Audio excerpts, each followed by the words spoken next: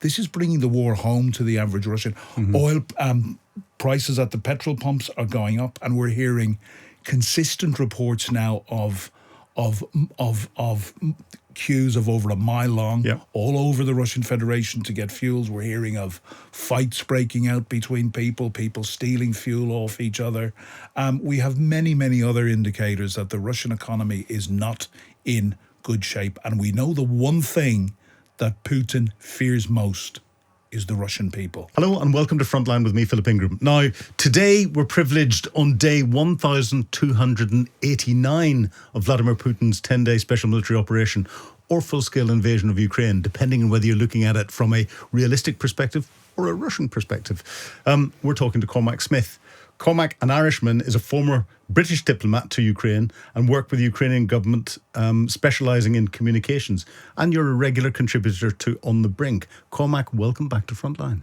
Philip, it's a great pleasure to be back. Yeah, it's lovely to have you in the studio. Now, you sent me an article from Gallup that had a sensationalist headline about Ukrainian support for the war. And it says, most Ukrainian support for the war plummets. Most Ukrainians now favour ending the war with Russia through negotiations, as support for fighting until victory has dropped sharply since the early days of the conflict. Is that what you're hearing on the ground? No, it's not. And I think that article is very misleading.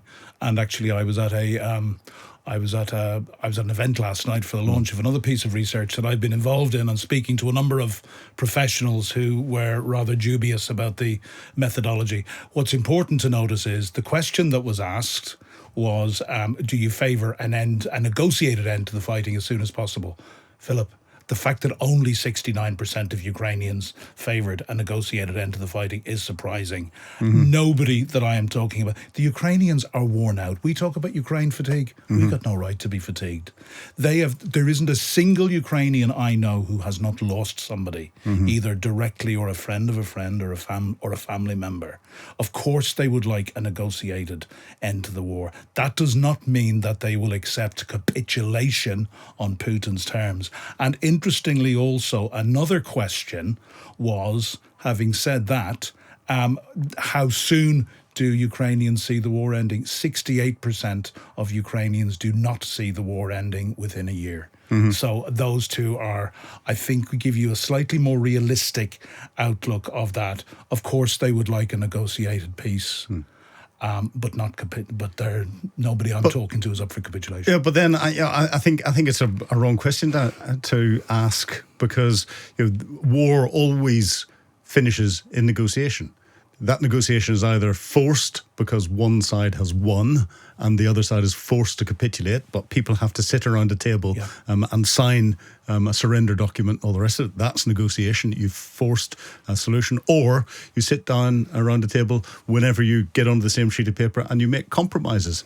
And at the moment, correct me if I'm wrong, but I don't think that Vladimir Putin is anywhere near the same piece of paper that Zelensky is offering out and the rest of the West is helping, and Donald Trump seems to think is a path to peace.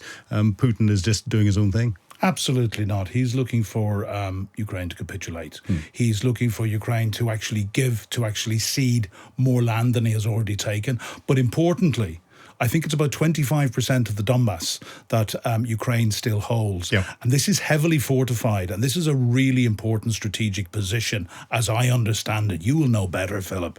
And if that's ceded to Russia, that will open up a whole gateway into the rest of Ukraine for when Putin wants to come back. So that's an absolute non-starter for Ukraine. Also, the fact that the Ukrainian army should be extremely limited.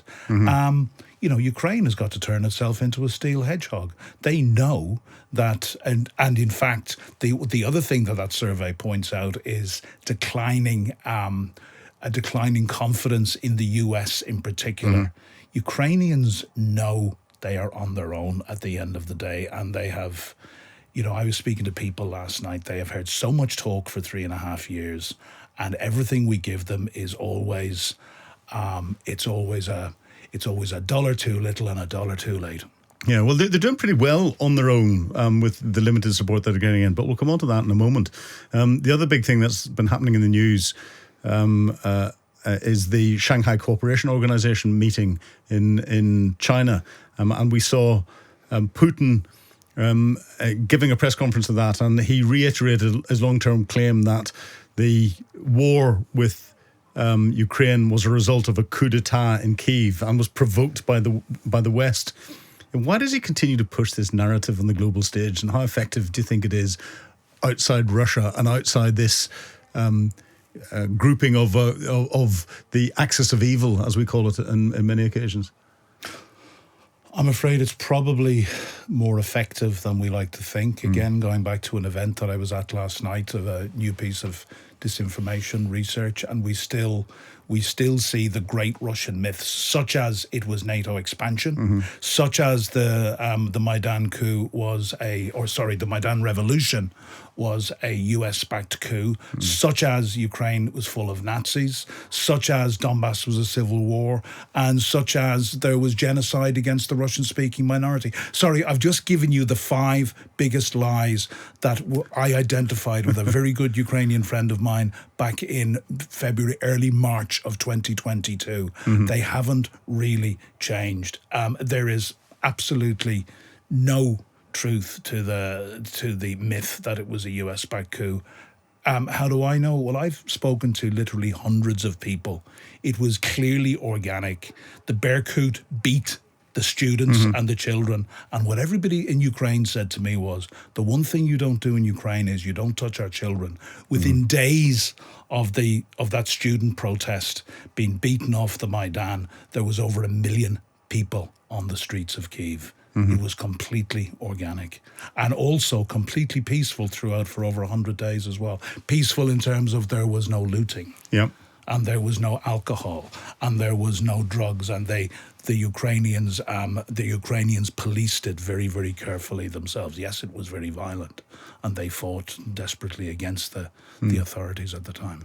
And interesting to hear those views. And of course, you've been a diplomat there, so you know it on the ground, and will have heard all the rumours that were going beforehand. But again, Putin, whenever he's making statements in China, he turned around and said that he never objected to Ukraine joining the European Union, but maintained his firm opposition to NATO membership. Do you think he's making a meaningful distinction, or is it just rhetoric and gesture? And it seems to me, because I've heard him criticising and saying any association with Europe and all the rest of it is unacceptable. Is this Putin slowly trying to make things slightly easier, and he's stepping back a little bit from some of the red lines he's put in the past? I'd like to think so, but I doubt it very much. Putin will definitely not favour Ukraine joining the EU. Everything that Putin has done is to weaken Europe, and EU unity is not the only part, but it's a large part of European unity. So, to be quite honest, as I take most things that come out of the Kremlin with a pinch of salt, I would take that with a very large pinch of salt. Yes, it's probably in pinch. It's a kilogram bag of salt at least in this coming in. But the optics of what we saw, and you specialise in communications. We saw Putin shoulder to shoulder, not just with Xi Jinping, but Kim Jong Un, leader of North Korea, who's been supplying troops and ammunition and weapons into support Russia's war with Ukraine.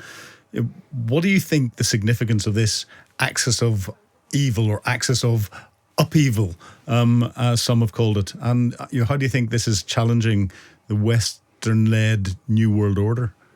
Well, I've been calling it, and I'll stick with calling it, the axis of evil. I've been using that terminology for over 2 years, and of course, Iran would be included in that as well. And the Iranian president, I think, was there as well, along with Lukashenko from Belarus. That's right. And it was Vucic from the Czech Republic. Yeah, and I also understand there were 2 former Australian prime ministers, which was quite worrying. Very, very strange. But two things to say about that.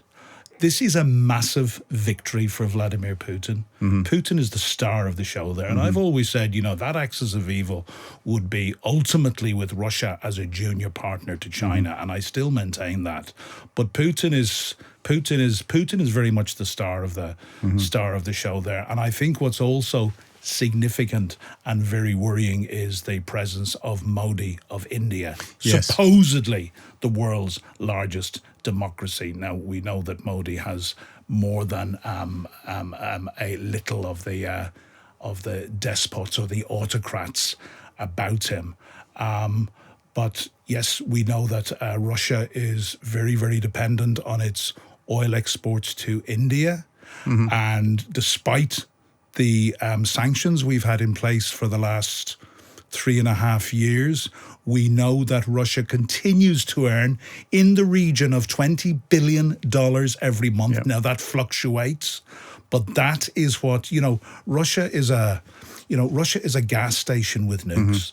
They don't really have an awful lot else. This is what is funding their war. And of course, you'll probably come back to it, this is why Ukraine is putting so much effort into targeting their oil industry at the moment. So I think the leader of a country of 1.3 billion people, I think that is very, very worrying. And, I've been saying for over 2 years, axis of evil of Iran, North Korea, and Russia as a junior partner to China, and with lots of others sitting on the fence in the other BRICS countries, of course.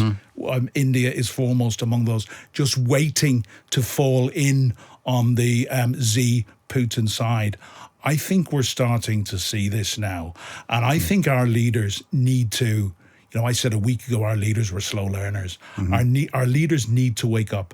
The rules-based order, you mentioned the rules-based order. Lots of people try to dismiss the rules-based order to me. It has been responsible, imperfect as it is, it has been responsible since 1945, for the greatest period of peace, prosperity and security the world has ever known. More than that, where is the greatest quality of life on the face of the earth for the last 80 years in terms of life expectancy, in terms of human rights, in terms of media, in terms of standard of life? It's in Europe. Yep. It's across Europe and a small number of other countries. Canada, certainly, Australia, New Zealand. We would certainly mention New Zealand and South Korea. It's very, very interesting. I was looking before I came in at the Economist's democracy index, where they do an annual audit of democracies. And, even a year ago, the US wasn't considered to be a full democracy. They were considered a flawed democracy. I think most of us would say that the US, since Trump took power, has been going fast down the road of autocracies. And the final thing, if I haven't said it already, I think there is a degree to which the Trump's disastrous foreign policy since the beginning of this year has driven Modi further into the arms of Vladimir Putin, if indeed Modi needed any encouragement in that direction. It was fascinating to see Modi there in China, because there are tensions between India and China in the Himalayas, and there are conflict across the border. And in the recent spat between India and Pakistan, China had supplied Pakistan with new weapons and aircraft and all the rest to fight against the Indians. So the dynamics that are going on there are interesting. But again, looking at the dynamics, we've had Vladimir Putin now seeing Donald Trump, and the world press see him, and his domestic audience sees him with Donald Trump, and they now see Vladimir Putin with Xi Jinping and with Modi and with Kim Jong-un and with lots of other leaders from BRICS and other desperate countries. Do you think Putin is feeling on top of his game and extremely emboldened by all of this? Yes and no. I think Putin is under extreme pressure at home.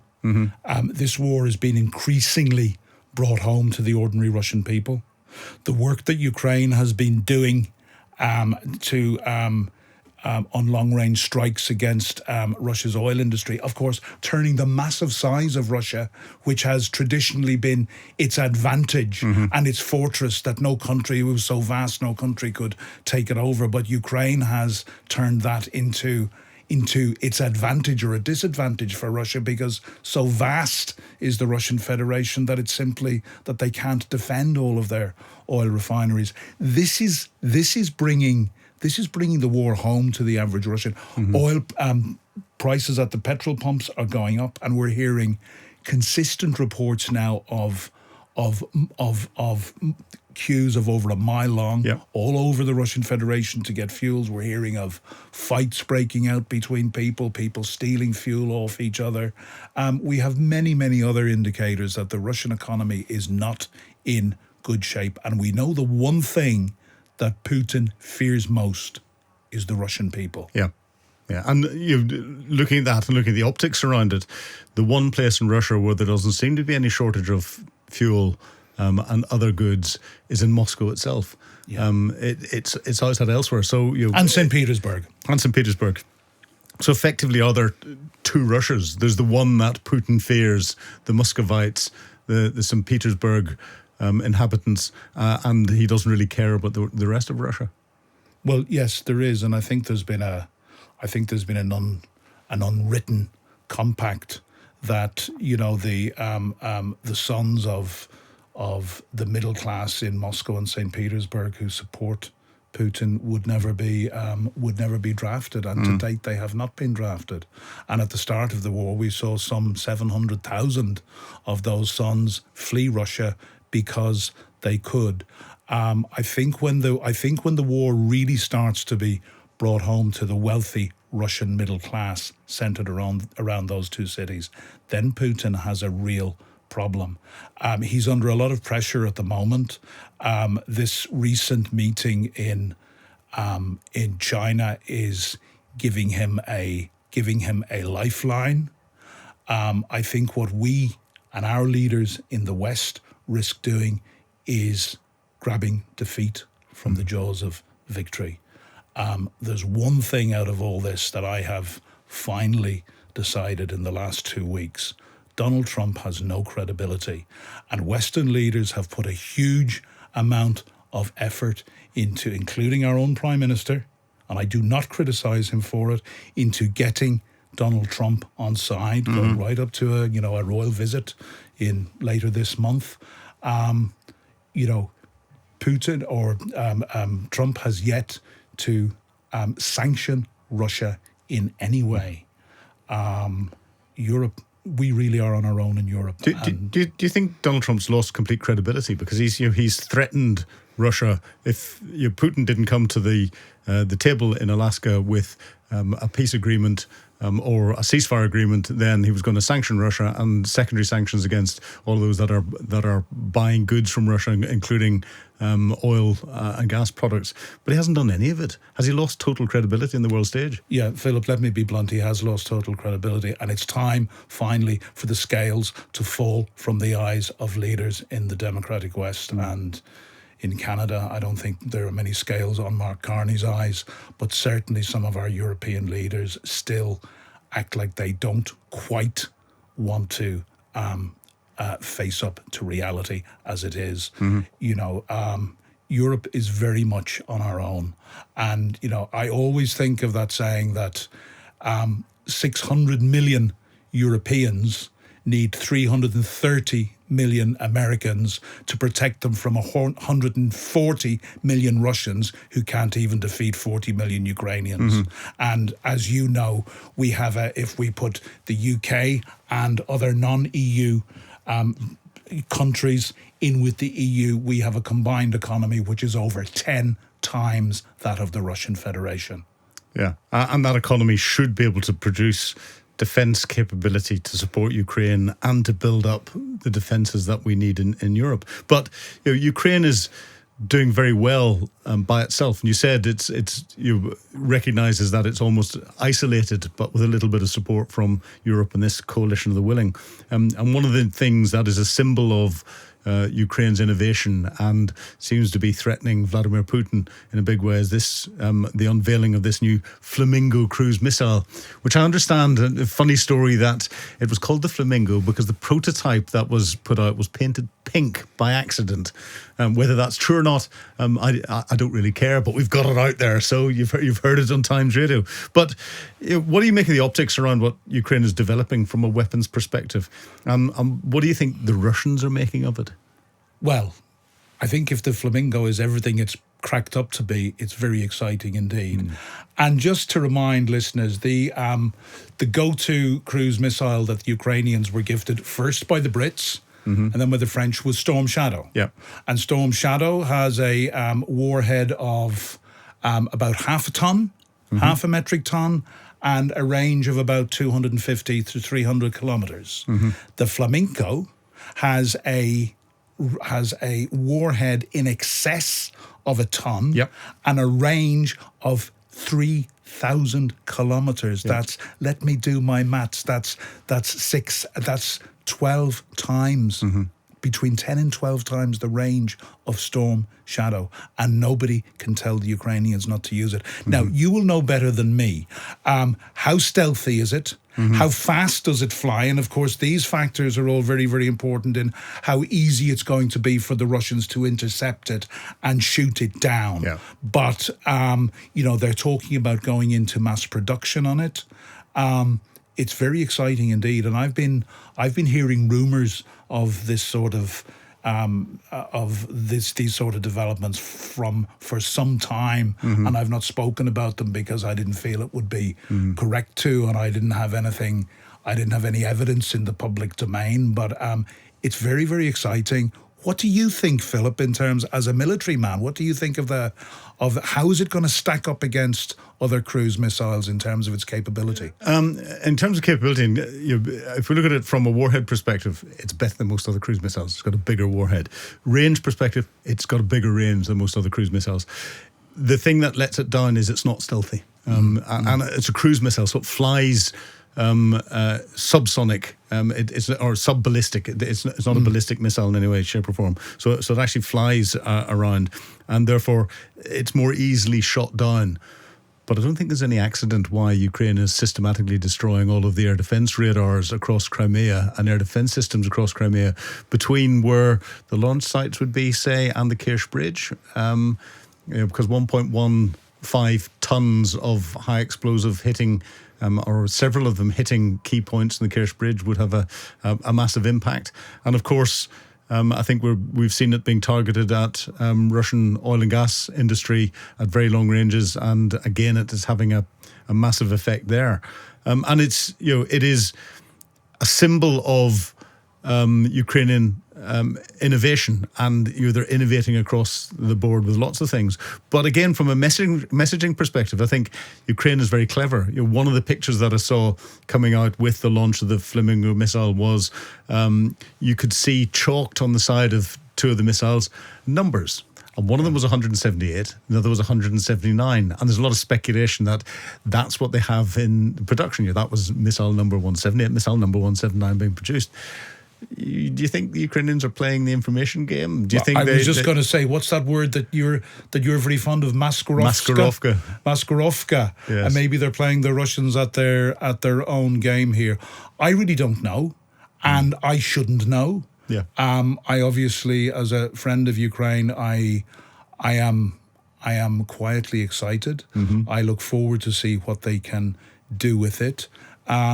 It's interesting. At the beginning of the war, I said already that we always gave them, we always gave Ukraine too little, too slowly, and when we did give it to them, we tended to put handcuffs on what we gave them. Certainly in terms of long-range munitions, it's interesting. We started off by just giving them lightweight anti-tank weapons, which probably saved Kyiv in the early days of the war, and we very, very slowly, and I remind everyone, the Brits broke the logjam initially with 14 Challengers.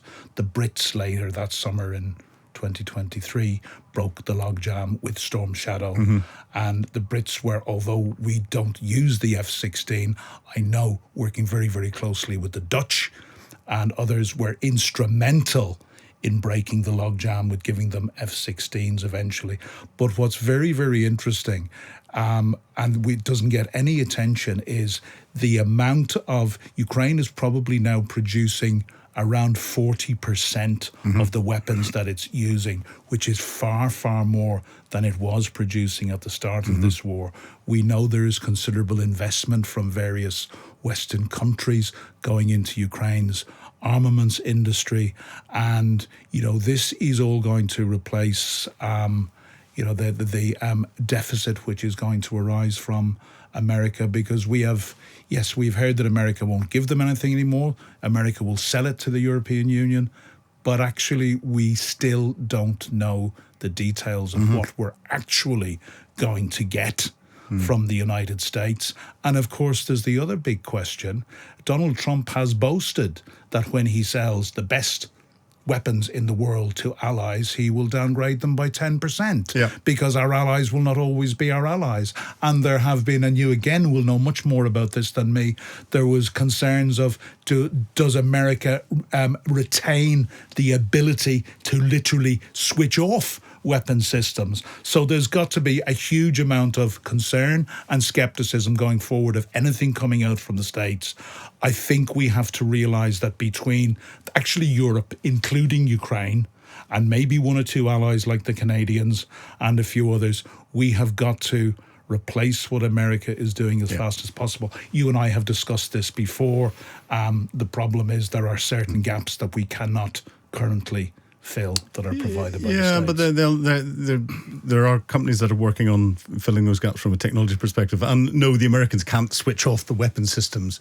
They can interfere with or stop access to other systems. So the F-35 fighter was something that people have talked about. The Americans, all of the data for the logistics, their smart fighters, they tell engineers what's gone wrong and they automatically order the spare part. That data is held in continental United States. And if the US restricted access to that, there isn't another easy mechanism to set that up, and other countries would have to do that, but they can't switch it off. The other thing, especially with the Storm Shadow and the Scalp missile, that's British-French cooperation, is a guidance system in it uses not normal GPS, it uses the military GPS. The military GPS is a US capability that is what's called NOTAR controlled, and therefore the Americans can switch off access to that, and that gives it a high level of accuracy and stops it from being able to be jammed.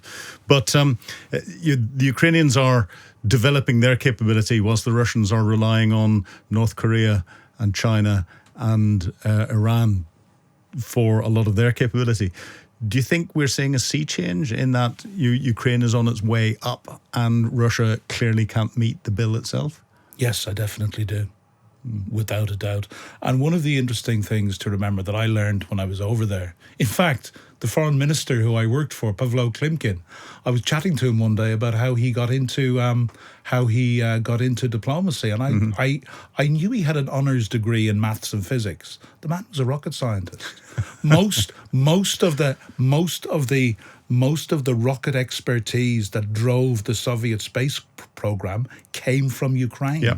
There was so much of the Soviet Union was based on Ukraine. Up to 40% of the economic output of 15 Soviet socialist republics came from one Soviet socialist republic, that of Ukraine. Yeah. There, of course, they have the breadbasket of the world status with their incredibly rich black soil. They have and I saw it when I was out there, they're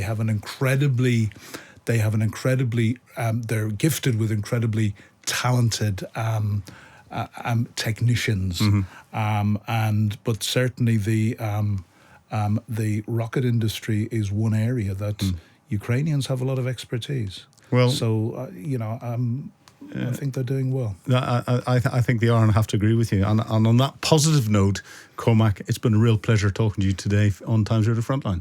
It's always a pleasure, Philip. You've been watching Frontline with me, Philip Ingram. If you'd like access to exclusive content, please subscribe to Times Radio membership and watch us on YouTube. But you can now get us as a podcast wherever you get your podcasts from. And don't forget, you can also listen to Times Radio for the latest updates on global affairs and read about them at thetimes.com. Thank you.